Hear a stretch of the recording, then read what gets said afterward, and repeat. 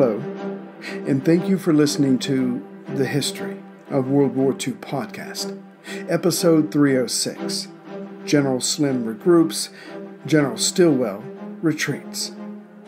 Last time, what remained of Burma Corps had reached Imphal in India by mid-May. Sadly, for their horrendous ordeal, the men under General Slim were then told that they would have to provide their own defense while they rested.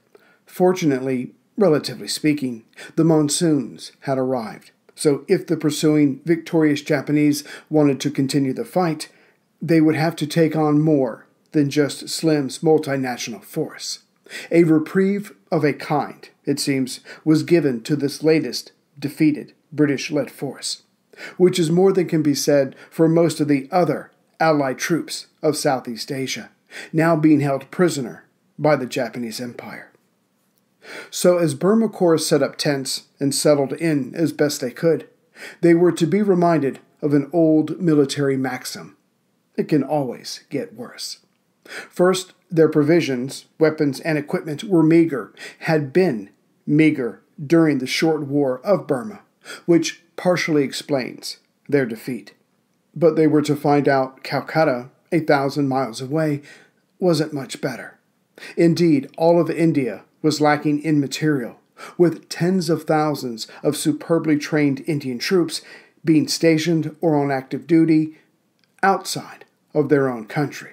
Again, no help for Burma Corps. And it would be the officers who had been waiting on the Burma troops, who almost got themselves shot by their shabby reception, that reminded Slim's men that they were the ones who lost the material help they had started out with. Again, divisional commanders Scott and Cowan had to step in to stop any bloodshed. But the ordeal was far from over for Burma Corps. As in, what were the immediate intentions of the enemy? Would the seemingly superhuman Japanese soldiers continue marching through the monsoon rains to launch another surprise attack? If so, another victory was waiting for them. For as the troops of Burma Corps settled down, fully 80% of them became ill, if they weren't already. And this mostly came down to having lost the will to fight. To come through hell, only to be treated in such a way, the men gave up hope, and this allowed the malaria, dysentery, and exhaustion to overtake them. A decent percentage of them would die soon after. For Commander-in-Chief India, General Archibald Wavell, this was just his latest setback. And since the Japanese might come into India at Imphal, and getting any other properly trained troops to eastern India would take a while, the C&C ordered the 17th Indian Infantry Division to stay in place, to be ready to deploy, along with some of the units of the 1st Burma Division. There was nothing else for it. With that being the case, Slim was forced to assess his army strength sooner than he wanted. The 17th Indian Division could still function as a division. It was just much smaller than it had been starting out, which could not be said of the 1st Burma Division. As they, the 1st Burma, had gotten closer to Imphal, the officers had released their Burmese troops, those that had not retreated, and told them to go home and rest. To show the Burmese that they were trusted, each man was allowed to keep his gun, 50 rounds, and was given 3 months' pay and told to return to ranks when the Allied force came back through this area. It was a gamble, but Slim's hope was that this faith would be repaid in kind. According to General Slim's account, almost all of these Kachins, Chins, and Karens returned to the fight when the time came. Between the locals departing and the number of killed or wounded British and Indian troops, the 1st Burma Division was beyond repair. In time, the headquarters staff and remaining units would be sent deeper into India to be absorbed into the 39th Indian Division, to be used as a training formation. But again, it was about to get worse. Slim had his staff because he knew the question would be put to him sooner or later, to count up what weapons and materiel was left to Burma Corps. Of the 150 guns, all types, that Burma Corps previously had, they were now down to 28. Added to this were their remaining 50 trucks or lorries and 30 jeeps. As for the men killed, wounded, or missing, that number came to 13,000. Compared to the estimated number of enemy killed or wounded, 4,600, this was another category to be fixed and reversed if General Slim ever got a second chance. But then came the coup de grace. Getting his own orders to make for Calcutta, Slim turned his remaining troops over to 4th Corps. Burma Corps was now a thing of the past. Divisional commanders Cowan and Scott walked with Slim as he said his goodbyes to his men, having been through the worst that any army could endure. Catching up to Burma Corps HQ in Calcutta, it had to be called something, Slim sat down and thought, his first chance in months, as to why they lost so completely. He wasn't looking for excuses to give to his superior, Alexander. Rather, he was seeking the causes of defeat and how they could be overcome. It didn't help that Calcutta itself was dealing with a severe outbreak of cerebral malaria, one that was bringing down younger, stronger men more so than the veterans like Slim. Either way, he took advantage of this quiet. First, there was the high level and rather obvious lack of connection operationally and administratively between India, London's current obsession, and Burma, the backwater of the entire war. Then there was the low level, or rather ground level, literally ground level, of no roads between India and Burma. If an Allied army was to fight their way back and then retake Burma, they could not go in as they came out, with minimal bridges, being harassed by the enemy on the ground and from above. The returning force had to be able to protect its own flanks and have their own chance to outflank the enemy when contact was made. Then there was the Chinese. Clearly, they had been held back by a higher power, a political higher power. But even if all those forces that had been allowed to come into Burma had reached the front, it might not have changed the outcome, for it was clearly proven that they would not listen to General Stilwell for long, and he wanted to fight. No, Burma would have probably gone the way of China, a whole bunch of maneuvering with little killing of the enemy, which was the only way to retake territory. And then there was the tip of the spear, or rather a question of its lack of quality, the very men fighting under Slim. The two divisions of Burma Corps, one trained to fight in the desert, the second marginally trained, were no match for the experienced enemy troops coming at them. As for the third dimension of the war, in the air, here Slim was not as downhearted as he could have been. Yes, to have had an air arm would have been tremendous, up to a point. For clearly the Japanese had the air to themselves, and their men on the ground were still handed a few defeats before it was all over. To be sure, Slim would like air support, but he saw it as icing on the cake. It was the men who had shown what they could do. All they needed was time to rest, properly trained reinforcements, the right weapons, and the right equipment, and then Slim had no doubt of the outcome. Next, there were the Burmese people themselves. Why should they fight for an oppressor against another potential oppressor? But Slim was not a politician. The best he could do was treat the locals with respect and value their lives, if they joined the ranks. The rest, Britain's policies in the area, was above his pay grade. But having the locals join the fight would not matter much if the tactical approach was not improved. Slim was open about admiring the Japanese for having troops who had no problem getting out of their trucks and moving through the jungle. It offered camouflage and allowed them to outmaneuver the enemy who were forced to stay on the roads as their trucks could do nothing else. And if there was to be a round two, Slim wanted what anyone would want who seeks victory, a clearly stated goal.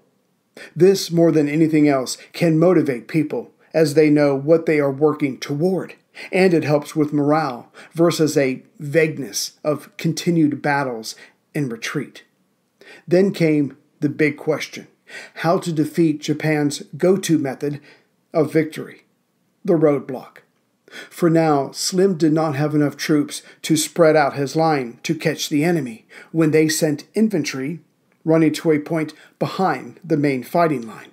Next, Slim's men did not have the experience, as in jugglecraft, or of slipping through an enemy line or safely clearing a flank to get in behind.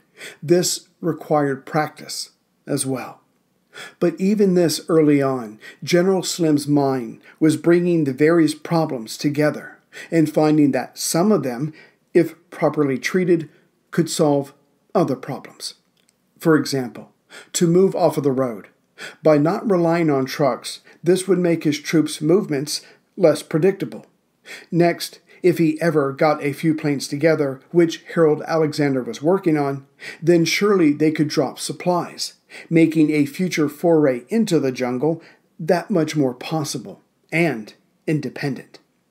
Also, if he could teach his men how to use the Japanese hook, as it was being called, the ability to outflank an enemy only to set up a fixed position behind them, then his men would be better at spotting these moves as they unfolded.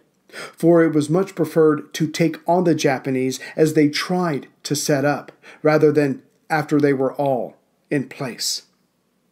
But taking a countermeasure one step further, one of the definitions of genius, if that word may be used, was for Slim to turn a problem into an advantage. When and if battle came again, Slim had no doubt the enemy would use the hook again. So if he could not stop it, how could he make it work for him? A few ways, actually. First, if the enemy was willing to reduce their punching power by having a certain amount of their own peel off to get in behind the enemy, then perhaps his troops in the front line should push harder there. Perhaps have a few more artillery pieces than usual, and while the hook was being set up, the enemy's front line could be destroyed. And lastly, why let the hook be successfully set up at all? If Slim was to increase his defense in depth as a standard procedure, then those enemy troops seeking to do a runner would find themselves running into ever more defending troops. Of course, all the above was woven into the paramount need of on-ground intelligence, which meant, again, getting the Burmese on their side. Another reason to treat them with respect. Overall, after his contemplation, General Slim had decided on two things. One, in the future, he would be more unpredictable, as it seemed to throw off the Japanese when something did not go according to plan. This they probably inherited from learning warfare from the Germans. And two, if he was ever in doubt again about what to do, he swore to himself he would always choose the path more bold. By May 20th, the nightmare was over for Burma Corps, relatively speaking. General Harold Alexander turned over his troops to 4th Corps and flew back to London. His time in Burma was over. After talking to Churchill and the War Cabinet, it was decided that Alexander would head for Cairo in August for Operation Gymnast, the Western Allied invasion of North Africa. Ironically, General Joseph Stilwell had been selected for Gymnast during the Arcadia Conference, held in late December and early January. As the Americans were now in the war, Stalin was bombarding the Westerners for a new theater in the West. The Americans wanted to land in Europe proper, but the British knew that not only were the Allies not ready for such an undertaking, they didn't even have the landing craft for such an operation. Hence, it was academic. The compromise was to land in North Africa, to begin weakening the Axis hold there. So Alexander was gone. Burma Corps, what was left of it, was in India, licking its wounds. General Lo Choying, the chief executive officer of the Chinese forces, he of the stolen train infamy that left Stilwell telling Slim, unfortunately he was not killed, was gone, which left General Joseph Vinegar Stilwell in Schwebo, 60 kilometers northwest of Mandalay, playing solitaire, metaphorically and literally. This was Stilwell's, as it was Slim's, low point. Everything that could go wrong did. Even the long-shot Doolittle raid of mid-April that would not only, hopefully, declare America's tenacity in prosecuting this war, but if everything went according to plan, deliver another 16 B-25s to Chennault's Air Force. That had gone bust. Back on May 1st, an American transport plane had landed in Schwebo, flown by officers of the ranking pilots of the newly created Assam, Burma, China Ferry Command, and their first mission directly from General Hap Arnold himself, the Chief of the Army Air Forces, was to proceed to Schwebo and effect evacuation of Stilwell and staff, most urgent. But things got off to a bad start when one of the officers said to Stilwell, still playing cards, "General Arnold sent us to rescue you, sir." That was the good news. The bad news was that they, as they were flying in, had spotted enemy units only 20 miles from Stilwell's location. Not that these men could know this, but Stilwell had long ago decided to go out with the Chinese on the ground. Yes, the plan was to send some of them to India for training, but the general knew that if he took the easy way out, while his troops had to fight their way out, he could never look them in the eye again, and they would certainly be uninspired by this old, gaunt man who, in American parlance, talked the talk, but did not walk the walk. And walking was exactly what Stilwell planned to do, right next to his men. Of course, being a 3-star general, not that he was wearing insignia, Stilwell did not have to explain himself to a couple of flyboy colonels, and he was not going to. He told the men his staff could fly out with them, but he would not. The 2 pilots assumed that this old codger did not understand air power, that it was the future of warfare, whereas Stilwell was worried about the here and now. To lose face in front of his Chinese troops was to lose everything. No, his immediate goal was to get to Michinar, about 125 miles to the northwest, by hook or by crook, but not by plane, and join his Chinese soldiers. Ordering most of his staff onto the awaiting unarmed Douglas C-47 Skytrain, developed from the civilian Douglas DC-3, Stilwell told his men to find him a place in India where he could train his Chinese troops. You know what I want. Then he made his way 60 miles north to Wuntho. The idea was to get past the trains there that no longer worked, hence the tracks were blocked. And proving that General Lo, the Chinese executive officer, had not changed much since stealing a train, when the American told him they needed a plan to get out, Lo said, "Yes, return to me tonight at 8 p.m. When Stilwell returned, Lo's residence was empty. The lights were off. Now, this was simply more than bad form. Was it possible that Lo was trying to delay Stilwell long enough to, hopefully, be captured? Perhaps that would satisfy the enemy, and they would give up pursuit of chasing the Chinese remnants still heading north. It was here that Stilwell decided the time had come to leave Burma.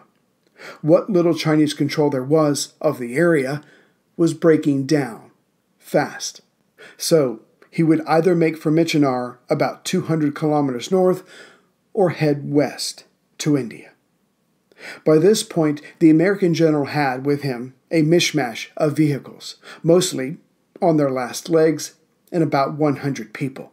18 American officers, 6 enlisted men, 2 American doctors, 19 Burmese nurses, 6 Chinese guards, 17 people of a British Quaker ambulance unit, 9 cooks and porters, either of Indian, Malayan, or Burmese descent, a few British officers who had been left behind, some civilian refugees, an American missionary who fortunately spoke some of the local dialects, a correspondent who sensed the coming of an incredible story, whether Stilwell lived or not, and ever-present in war zones, stragglers.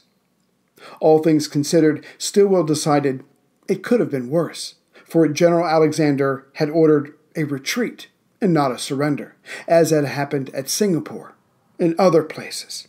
Better to be free and on one's feet with a chance of survival than on one's knees, becoming a guest of the merciless Japanese. Sending a transportation officer, Paul Jones, who had trained with Stilwell in 1934, on ahead, the route, it was reported, was no better, nor were there any trains to be had. Indeed, during their last leg that got them to Wuntho, some of their jeeps began to give up the ghost. There was nothing for it but to bunch up even more, as a few trucks packed with Chinese soldiers were passed, and they made it clear with their rifle butts no one was welcome on board. Stilwell, ever thankful of his language skills, questioned what Chinese officers he could about what was up ahead. Between this and his missionary asking the same questions of locals, the general would avoid the Tamu Pass, used by much of Burma Corps near the end of their retreat, and instead go by a path further north. From what he could ascertain, it was rougher and therefore less traveled. Hopefully that meant by the Japanese as well. Going another 30 miles north by northeast, Stilwell's troops reached Indal. The last train was about to leave, fortunately heading the wrong way, and it was filled beyond capacity, as chaos was the order of the day. Soldiers were looting, civilians dying, and all this while everyone, shooter and shootee, were heading north. Stilwell wanted out of here fast, but he had to take a few days to gather up enough food for the journey, in whatever form that took. It was during this time that Stilwell learned that some of his men wanted to pay the nurses off and leave them behind. But the American knew what would happen to them given the lawlessness of the times, and besides, he guessed that those nurses and their skills would be needed before this trip was over. The railway ran northeast out of Indal, again the wrong direction, so that's when Stilwell decided to head west, away from much of the refugees, and he would trust to the cart track serving as a road for as long as it lasted. Knowing their food would only last so long, and even less when the monsoons came, the general's last words before leaving Indal was, "Keep moving, don't stop for anything." But that very evening of May 5th almost saw this sad group of travelers lose a number of its members, as a few trucks got stuck in the mud, only to have a frantic Chinese unit catch up to them. The Chinese, in trucks of their own, did not stop or slow down or even try to assess who was among the crowd. They simply kept moving, almost running over a few of Stilwell's charges. He ordered everyone to the side of the path and for the stalled trucks to be left behind. Continued forward motion was the only thing that was going to save them. But when Stilwell gathered his group the next morning, he would see 15 new pair of eyes staring at him as he stood on his jeep. They were British commandos who were even worse for wear than any in Stilwell's party. He allowed them to join, bringing his party up to 114 people. But this addition was worth it, as one of their number was a Major Barton who had, by this point, been in Burma for many years. Like the nurses, his knowledge now became priceless. By the end of the day, May 6th, the group had come to the end of the road. Literally, the trucks were abandoned, as was the last radio set. Before setting down this 200-pound box, Stilwell sent out his last message to Lieutenant General Louis Brereton, commander of the 10th Air Force in India.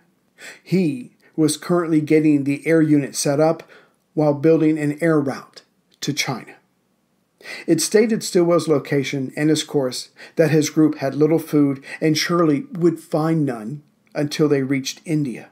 Further, he asked that food and porters leave from India with supplies to meet him at Ho Ma Lin on the east side of the Chinwen River. Further, that tens of thousands of refugees and Chinese troops were on their way to India via numerous routes, and it would be advisable to stash food along the various pathways to avoid a humanitarian catastrophe. And if all went well, his group should be just shy of Ho Ma Lin in 3 days. It ended with, "This is our last message." Now, that message was for the British in India, whom Stilwell needed to make sure he and his survived the journey. As for his last message to Washington via Chongqing in China, the general was experienced enough to know to be more optimistic. He gave his location and said, "We are armed, have map and food. Chinese troops coming to India. Cheerio." Also on that evening of May 6th, Stilwell's group ran into 2 Chinese, let's call them thugs, with 20 mules. Vinegar Joe suspected that they were opium runners, but he didn't question the guys in how the Almighty sent help. The 2 men were hired, as were 60 carriers from a nearby village. On the morning of May 7th, it was time to get this trek started in earnest, which meant it was speech-making time. Standing on an abandoned truck, Stilwell told all before him the following. All food was to be pooled. Any personal belongings that you have that you can't carry have to be left behind. They had 140 miles, or 225-kilometer walk ahead of them, with a river and a mountain to cross. And in order to stay ahead of the Japanese and the monsoons, they had to make 14 miles, or 22 kilometers, a day, period. Discipline was the only thing that was going to save them. And if anyone did not like what he had just said in its entirety, they would be given a week's worth of food and could go on alone. No one spoke up. He finished with, "Many of you will hate my guts, but I'll tell you one thing, you'll all get out." Jumping down, Stilwell started his march, and his pace was the official army rate of 105 steps each minute. Yet even before the first day was out, many of the Americans were falling down. True, the month of May, just ahead of the heavy rains, was the hottest time in Burma, but that didn't stop the leader from being embarrassed by the lack of stamina of his countrymen. Each hour saw a 5-minute break, which would be increased to 10 minutes very soon, as few could keep up with this 48-year-old warrior. Then the inevitable happened. Malaria and dysentery began to spread among the walkers. The worst of these were loaded onto the already overpacked mules, but there was nothing for it. No one had the strength to carry another body. Then human nature, as in self-preservation, showed itself. That night, Colonel Williams' medicines were stolen. Added onto this were whole other levels of hell. Ants, insects, leeches, blisters, infections, and the ever-present blistering sun. At one point, after another theft, probably by a porter who then disappeared, Stilwell read them all the riot act. They were either going to get through this together or not at all. As for those that crept away, what did the group think their chances of surviving were? Being alone. One man would later record his thoughts during this sermon from on high. Jesus, even his campaign hat looks madder than hell." Then Stilwell borrowed from the General Slim playbook, putting himself last in the chow line each evening, and by telling those around him stories as they walked. However, that last part could easily turn into a tongue-lashing if the pace was slowed. 3 days later, the Uyu, a tributary of the Chinwen River, was reached. Here, the mule train, put under the command of an American officer, backed by the Chinese guards, continued on foot. Stilwell and the rest climbed aboard river rafts that he had requested via radio, and began heading downriver. During the journey, a bomber circled overhead, looking for the group. Fortunately, it was American, and it dropped supplies and medicine on the bank ahead of the rafts. But as the lead raft was about to come upon the boxes, locals ran out of the jungle, grabbed most of the boxes, and equally quickly disappeared. Fortunately, the boxes left behind had quinine to help with malaria. Jumping off their rafts at the right time, Stilwell and those with him walked into Homalin, near the Chinwen River. However, there were no supplies waiting for them. The why didn't matter, at least to the general's thinking. Survival was all. But for many others, including the Americans, the British, and some of the porters who were armed, their thoughts turned to self-preservation, and plans were made.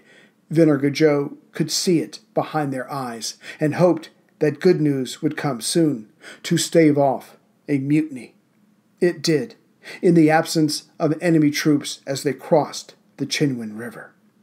As they were in western Burma, the porters were switched out for locals of the area, which suited Stilwell fine to have men who were not on the edge of mutiny. And these locals were strong, which came in handy as they started up a 3,000-foot climb on May 14th. But as the group was getting closer to the heavens matched this in the form of heavy rains. By this point, all, even Stilwell, was exhausted more than they could ever remember being in their life. And knowing how helpless he felt, the cantankerous American general looked around to get a sense of what the others were thinking by looking deep into their eyes, and what he saw surprised him. There was no more threat of mutiny behind their eyes. Most were, like him, beyond hope. No, not murder, maybe suicide, for who could bear much more of this? But before May 14th was over, Stilwell and company, looking like zombies many times over, was come upon by a British official named Sharp, and behind him were pigs for that night's dinner, a doctor, cigarettes, whiskey, and 400 porters. Stilwell, barely able to speak, moved his mouth several times. As he could get nothing out, being in such shock, Sharp took over. "I told you I was on my way," but it turned out that his message was in one of the boxes that had been stolen along the river. But most of Stilwell's jubilation evaporated when Sharp told him of the surrender at the Battle of Corregidor on the Philippines. The defenders of Burma, regardless of nationality, were not alone in defeat. There would be more of this trade-off of good and bad news. First, it's doubtful the Japanese would come this far. Yet the pace set by Stilwell actually had to be sped up to cover 15 miles a day because of the coming monsoons. At least there were ponies for some to ride, and more food than Stilwell's troop could ever remember seeing before this walk had started. Imphal, India was reached on May 20th, and though it brought him some comfort, in time Stilwell would be told that his group was the only one to walk out of Burma without losing a single life. And true, the Allies had just lost another entire theater, but one reporter, upon seeing the American general as he came out of the jungle, felt sorry for the Japanese, as Vinegar Joe looked like the wrath of God and cursing like a fallen angel. And this fallen angel was still enraged when his report was written for Washington. It contained nothing but venom for the British and the Chinese for their mistakes, as it was clear that neither side wanted to really win in Burma. Indeed, the report was so toxic that all copies were destroyed, ordered by General Marshall himself. What Chinese forces survived the retreat from Burma did so because of their desperation, the monsoons chasing the enemy, and by multiple Allied airdrops of supplies. Some went to India, some to China, but either way, they were pushed out of this latest theater, and this section of the Burma Road belonged to the Japanese. Of course, that was the reality, but that had little to do with the Chinese spin. Reports were sent to American correspondents from Chongqing that spoke of enemy units being wiped out in Yunnan, that Myanmar was recaptured, and it was only a matter of time before these brave Chinese forces also retook Mandalay. First, none of this was true, and second, the American reporters all assumed that all these Chinese forces in Burma were under Stilwell, who apparently turned out to be another Napoleon, and the man of the hour. Headlines read in the States, Stilwell's China troops trap Japs, invasion armies in full retreat, Uncle Joe slams China back door. And this may explain why General MacArthur's reports were equally inflated. The obvious difference was MacArthur was writing his himself. Stilwell had been floating down the Uyu when his were written by someone else. The formerly scrawny, now emaciated Stilwell, he had lost 20 pounds on the trek, was flown to New Delhi and met by Wavell, Alexander, and Brereton. Then he met with the press. An hour into that conversation, Stilwell gave his own memorable lines. I claim we got a hell of a beating. We got run out of Burma, and it is humiliating as hell. I think we ought to find out what caused it, go back, and retake it. As for his supposed heroics of defeating so many Japanese armies a few days ago, that was conveniently forgotten by the press and by the conscience of the American people, as the country was militarily on its knees. The New World needed a hero. It needed hope. And MacArthur would soon fill that need, but many remembered what General Joseph Stilwell offered: honesty.